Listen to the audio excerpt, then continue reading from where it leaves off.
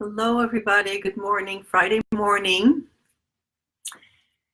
I want to talk today about when you feel blue, when you feel we have the funk, when you're sad, when you're not doing so well. And that's where I am today. So that's why I thought I'd share it, because we all have those days and those moments where we just don't feel great.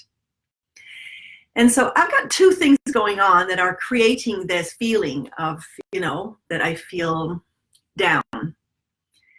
One of them is that my mom's 22. It's the 22nd of February, which is her birthday. But my mom is 92 years old. And she's in Sweden, and I'm in California. So we're on the other side of the planet from each other. And I haven't seen her for 2.5 years. So I've spoken to her on the phone. And she's in a memory care unit there. My brother is there, so she's near him.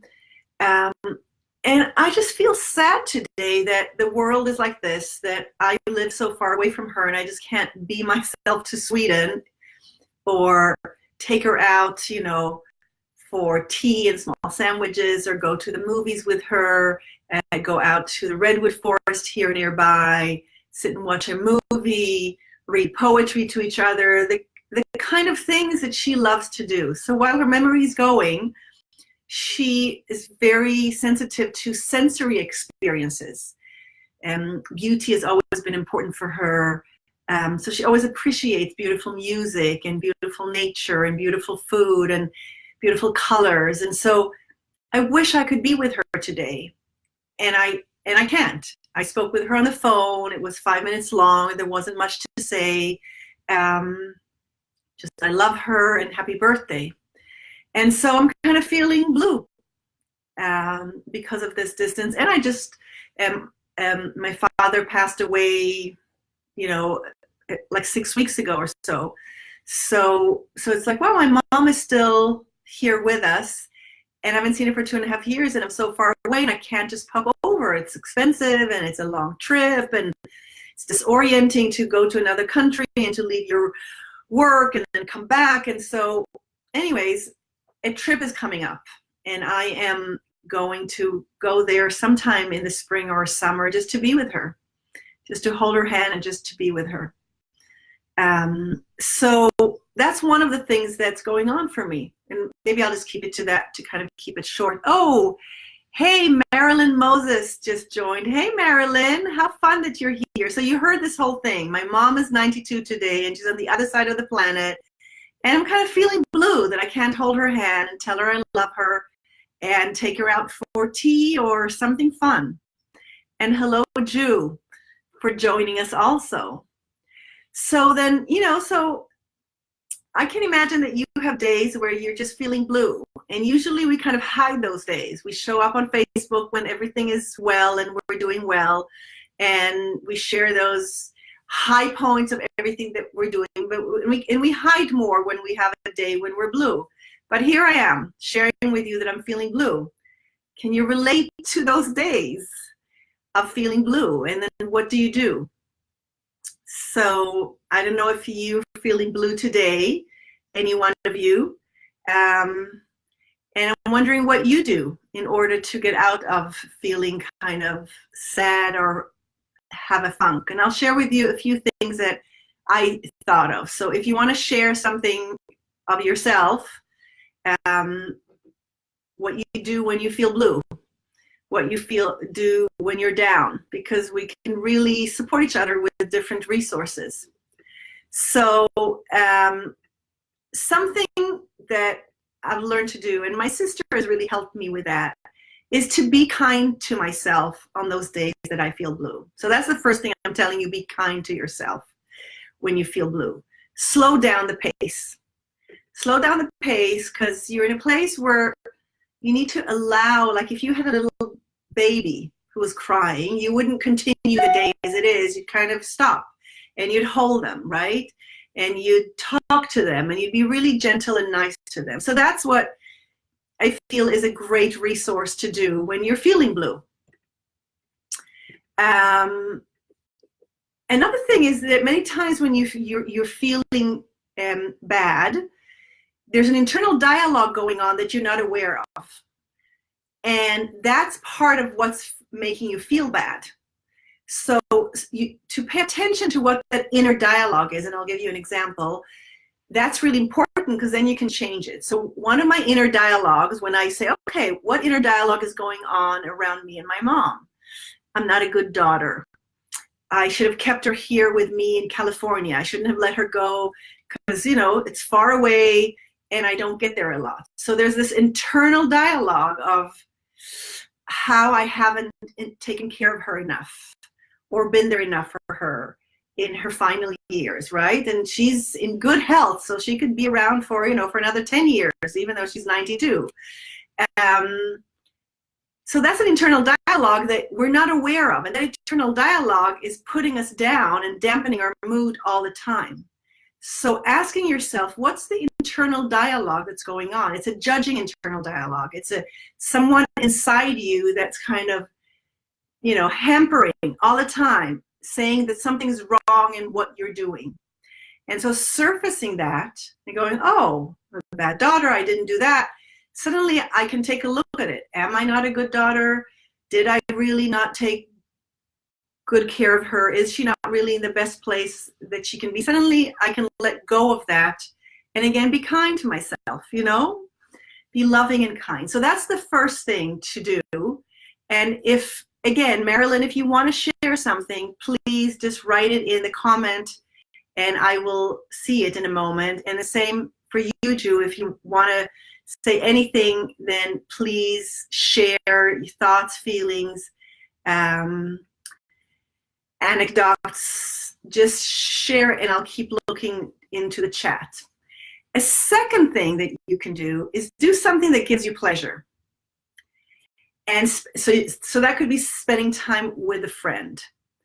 That could be doing something that's really fun that you love doing, okay? That puts you in a different state of mind, because every state of mind you're in is a state of mind. It's like it's an emotional field, like a magnetic force field that you kind of enter, or like a radio that you tune and suddenly you're on that wavelength. So we have the capacity to move out of that wavelength into another wavelength. So for example, I had a conversation with a friend who is on the other side of the planet also, but in Israel, and I had an hour conversation with her today.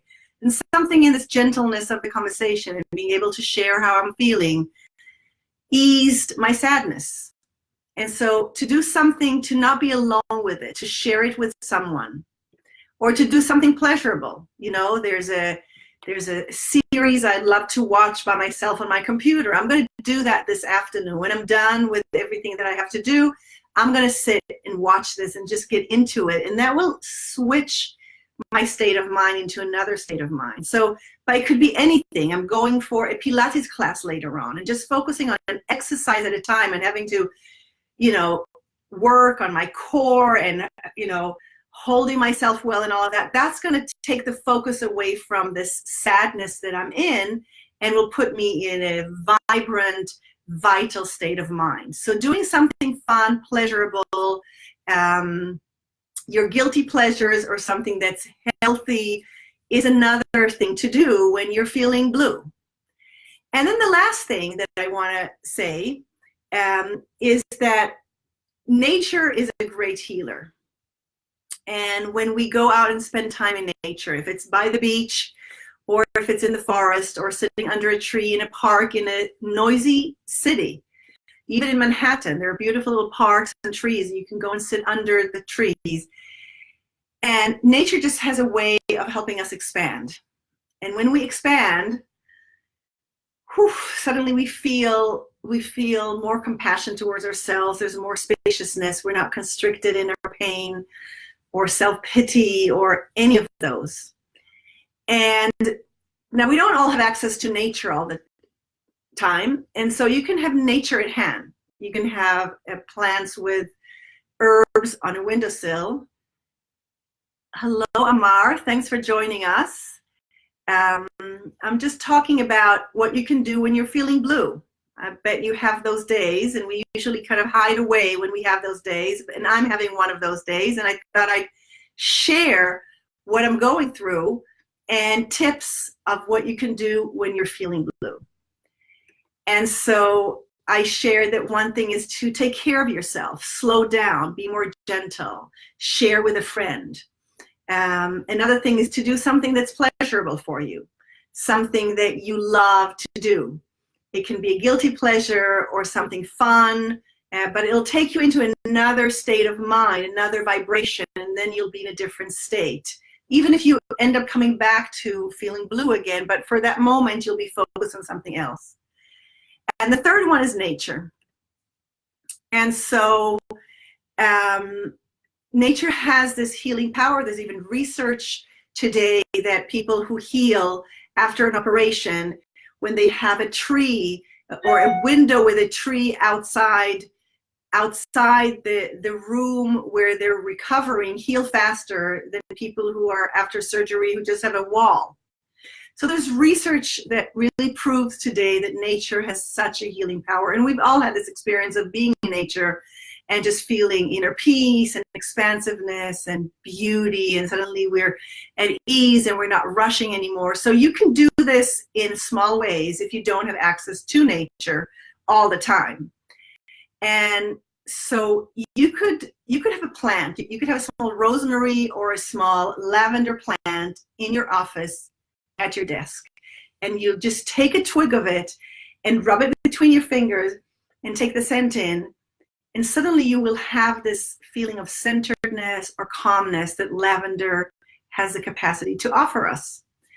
Another thing is you could buy essential oils. There's essential oils of, so many plants and flowers.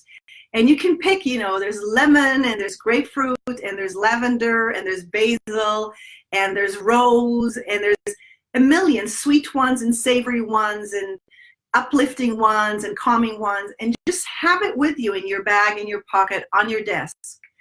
And whenever you have this moment, you're doubting yourself or you're feeling blue or something, just open the essential oil, take a sniff, and suddenly you'll be centered, you'll be more calm, you'll feel better.